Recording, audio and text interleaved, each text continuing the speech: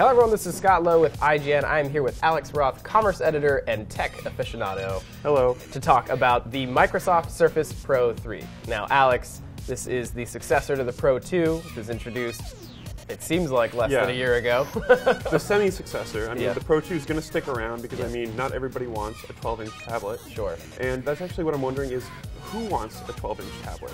That seems big. Yeah. So the big difference is the screen size differential. It goes from 10 inches now to 12. Mm-hmm. It now has a high-resolution display, 2160 by 1440, up from 1080p in the last model. Yeah. And it's a lot thinner and lighter. In fact, it's, I think, just about a pound, under 2 pounds, so like 1.76 pounds. So like as opposed to 2 pounds in the last model. So it's a big improvement. The thickness is now just down to 9.1 millimeters. This is like, again, down from like 13 millimeters in the last one. So it is a huge improvement, which is one of my biggest gripes with the review of the original Surface Pro.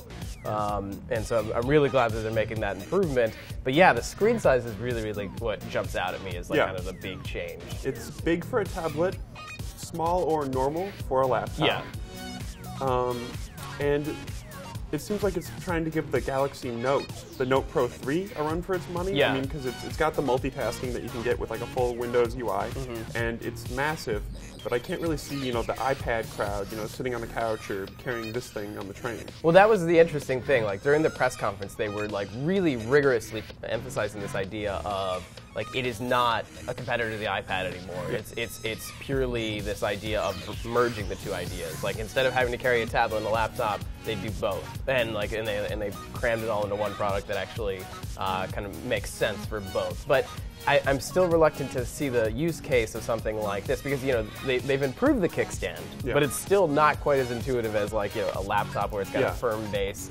I've seen we've got hands-on impressions coming, and the early consensus is that it's still a problem, even though it can kind of bend down. So it's not really quite an effective laptop. But then it's also too big for a tablet. They really talked about lapability, and that now this thing's a little bit better on your lap. But I mean, better, not as good as a laptop. Right. I would think. Yeah. So it's kind of a strange product. I mean, I'm trying to reserve final judgment until because I mean they've done a lot of like the right things. They've improved battery life. It's now estimated about 9 hours of battery life, which is a huge upgrade over the Surface Pro and the Surface Pro 2, which have made incremental improvements to energy efficiency. But this seems to be a significant leap. Obviously, the design is really important because it was gorgeous. a beast. Yeah, it is a pretty looking machine now, as opposed to the kind of monolithic, kind of nondescript. Monolith is the right word. I mean, I was reminded of like the monolith from 2001 when I first got this slate, but I mean, in a good way. It's very solid, it's very smooth. Yeah. It started off a little thick, now it's very thin. I mean, I'm just personally looking forward to holding one. Right. I can't really see myself using it, but I mean, hey, maybe that'll change when I actually touch one. Yeah. So speaking of which, this actually goes on pre-order today, actually tonight at midnight, May 21st.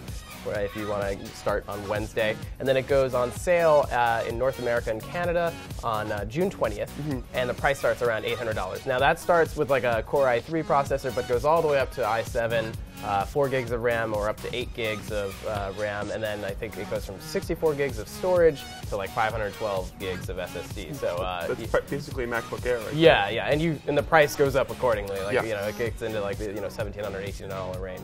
All right, well, thanks, Alex. For all things Microsoft Surface Pro 3, stay tuned to IGN.com.